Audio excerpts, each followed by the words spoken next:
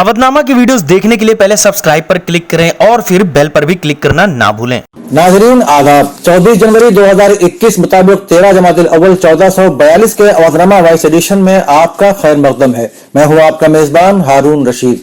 पेश खिदमत है अवधनामा में शायद खास खबरों की तलखीस। दिल्ली की सरहदों पर मुतनाज़ा ज़राई क़वानीन के खिलाफ तहरीक चला रहे किसानों और पुलिस के दरमियान आज हुई मीटिंग में इस बात पर इत्तेफाक कायम हो गया कि 26 जनवरी को यौम जमहूरिया परेड किसान दिल्ली में निकाल सकते हैं। इससे पहले दिल्ली पुलिस इस बात के लिए रजामंद नहीं थी और उसने कहा था कि दिल्ली की सरहदों पर वो बिला झिझक ट्रैक्टर परेड करें, लेकिन दिल्ली में दाखिल न हो। लेकिन किसानों के अज़ायम को देखते हुए आज हुई मीटिंग के दौरान दिल्ली पुलिस ने अपनी रजामंदी जाहिर कर दी। किसान लीडरों और पुलिस की मीटिंग खत्म होने के बाद स्वराज इंडिया के सरबराह जोगिंदर यादव ने मीडिया से बातचीत करते हुए कहा कि 26 जनवरी को किसान इस मुल्क में पहली बार यौम जमहूरिया परेड करेगा।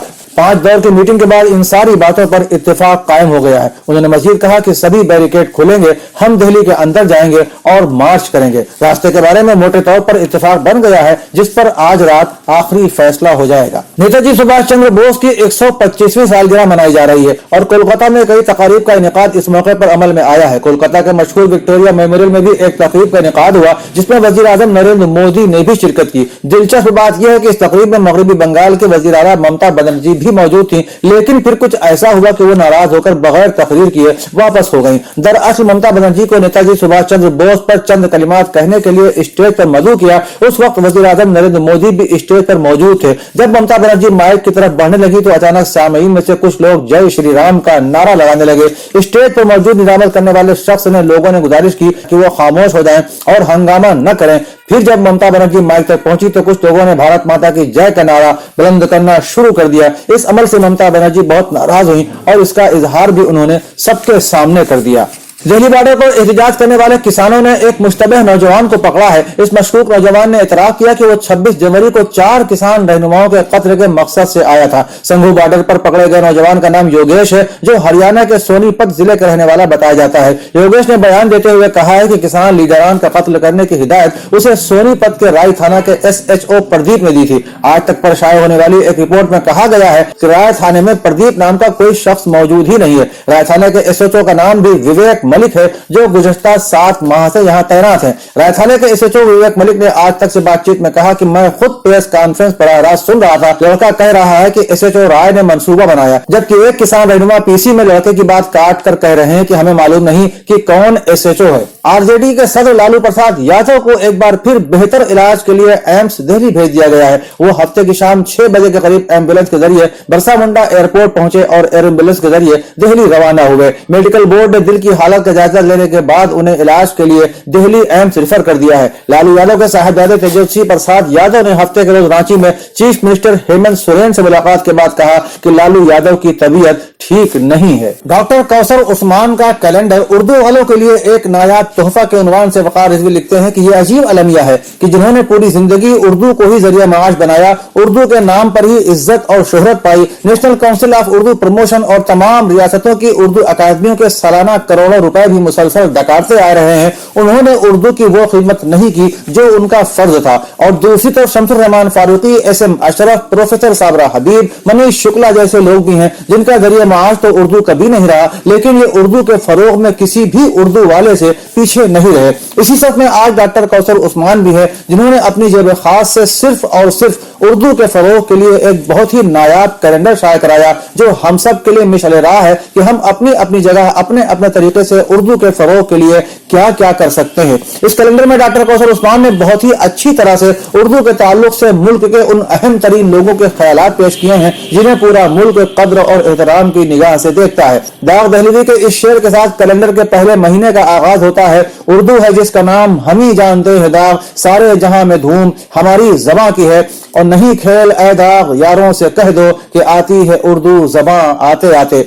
अगले पेज पर बाबा कौम महात्मा गांधी का वो स्टेटमेंट है जो अगर आम किया गया होता तो उर्दू का ये हाल न होगा जो आज है। वो फरमाते हैं कि मैं उर्दू की तरक्की चाहता हूँ, मेरा ख्याल है कि सब हिंदू जो मुल्क की खिदमत करना चाहते हैं वो उर्दू सीखें। इसी पेज पर पंडित जवाहरलाल नेहरू का उर्दू के बारे में वो बयान है जो उन्हीं के लोगों ने कभी नहीं माना और उर्दू के वाहिद अखबार कौमी आवाज को भी बंद कर दिया। नतीजा वो भी मुल्क में बस उर्दू की तरह ही जारी रह गए हैं। पंडित नेहरू फरमाते हैं कि उर्दू एक ऐसी जबान है जिसमें जिंदगी की धड़कनें मौजूद है। मेरा तो ख्याल है कि मुख्तलिफ असबाब की बिना पर उर्दू की ज्यादा से ज्यादा हौसला अफजाई की जानी चाहिए। ये उन जबानों में से है जिसका जिक्र दस्तूर में मौजूद है और ये बिल्कुल ठीक है क्योंकि ये एक हिंदुस्तानी जबान है। एक पेज पर राम मनोहर लोहिया का बयान भी है जिसमें वो कहते हैं कि उर्दू और हिंदी में कोई लड़ाई नहीं, उर्दू वालों को हिंदी और हिंदी वालों को उर्दू पढ़कर गैर मुल्की जबान अंग्रेजी को बेदखल कर देना चाहिए ताकि मुल्की जबानें तरक्की करें और अंग्रेजी गुलामाना ज़हनियत खत्म हो। आखिर में वकार इसलिए लिखते हैं कि डॉक्टर कौसर उस्मान को बहुत बहुत मुबारकबाद देने के साथ उनके इस जज्बे की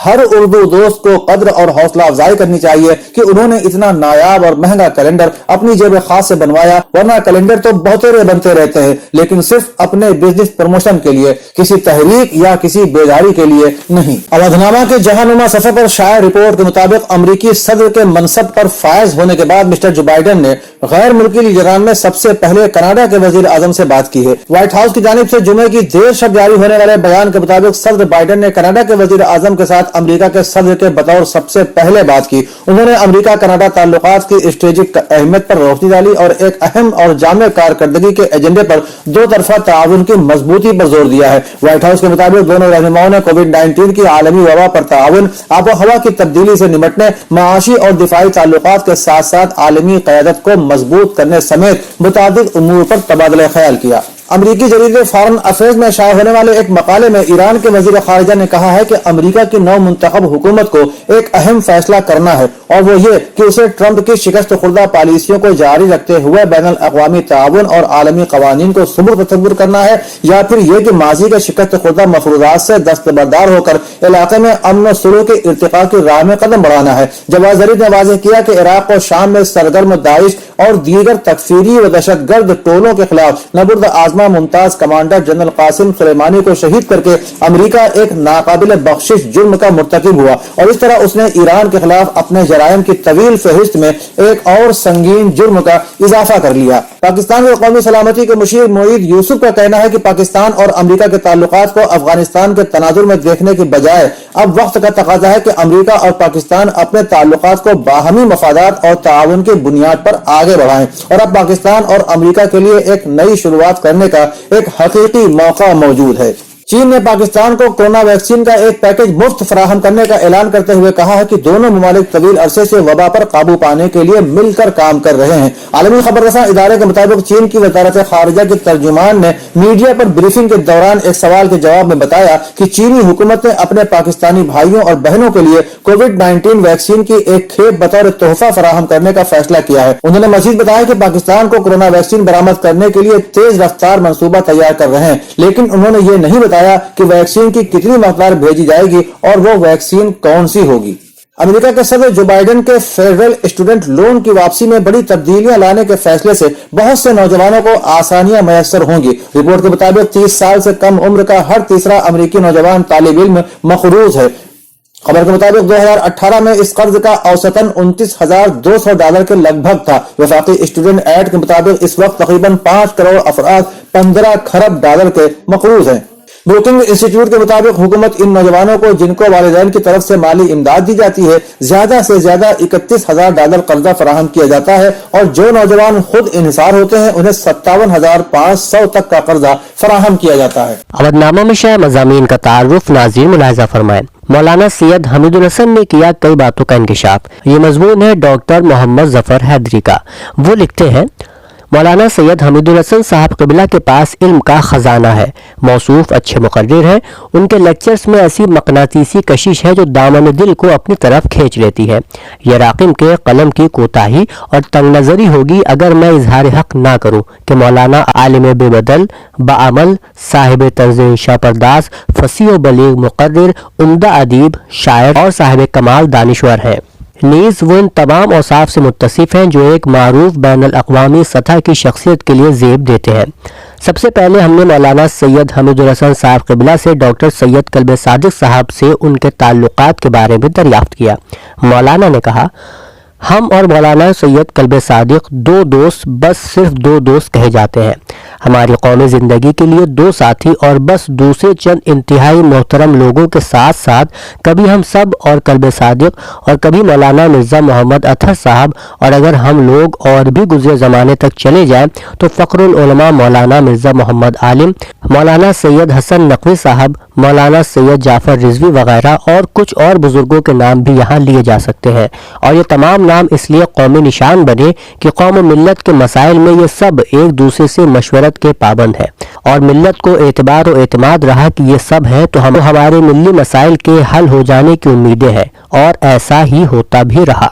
مولانا سید حمید الحسن صاحب قبلہ نے کشمیر کا بھی ایک دلچسپ واقعہ سنایا جب وہ اور مولانا سید قلب عابد، مولانا شبیع الحسن نونہروی، ڈاکٹر سید قلب صادق، سعید الحسن تخوی وغیرہ کشمیر گئے تھے۔ انہوں نے کہا کہ موسم کی خرابی کے پیش نظر انہیں بڑی ہی مشکل سے جہاز کی ٹکٹس ملی تھی، جن میں 2 لوگوں کو صرف امرتسر تک ہی ٹکٹ مل پائی تھی۔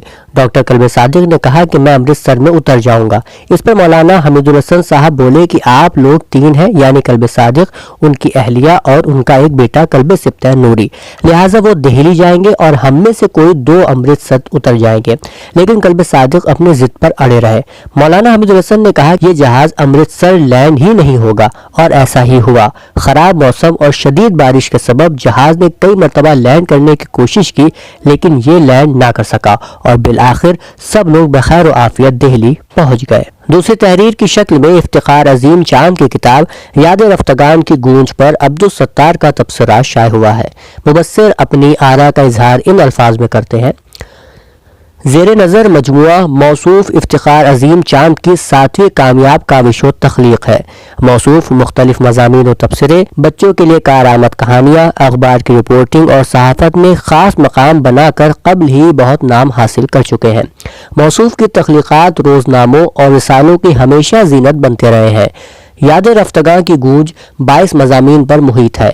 کئی نامور شخصیات پر ان کا اپنا بیان ہے جو بہت ہی معلوماتی ہے۔ انہوں نے چنندہ شخصیات کو بڑی محنت سے اور ہوشیاری سے ترتیب دیا ہے کہ کسی کی سبکی نہ ہو۔ اس مجموعے میں دوسرے نمبر پر بہار کے نامور پروفیسر مرحوم عبد المغنی سے ان کے مراسم اور مرحوم کی شخصی کامیابیوں کامرانی و خدمات کا بخوبی تذکرہ ہے۔ بی بی سی سے موصوف کا گہرا لگاؤ تھا اور بی بی سی کی ہندی اور اردو سروس بہت شوق سے سنتے تھے۔ بی بی سی کے معروف اور ہر دل عزیز براڈ کاسٹر کرشن گولڈ جب ہندوستان کے دورے پر تھے، اس وقت گولڈ نے پٹنہ کے سامعین کے لیے ایک ٹی پارٹی رکھی تھی جس میں موصوف بھی شامل ہوئے تھے۔ ان دنوں کی یاد موصوف آج تک اپنے دل میں بسائے ہوئے ہیں، جسے محفوظ کر دینا ان کے لیے ضروری تھا۔ میری تازہ جانکاری کے مطابق کرشن گولڈ اب اس دنیا میں نہیں ہے۔ اس بات کی جانکاری خاکسار اور راقم الحروف کو B B C Urdu service کے عظیم براڈ کاسٹر جناب رضا علی عابدی سے ہوئی، جس کی خبر شاید موصوف افتخار عظیم چاند کو نہ ہو۔ اگر پھر کبھی مرحوم کرشن گولڈ کا تذکرہ ہو تو وہ اتنا اضافہ بخوشی کر لیں گے۔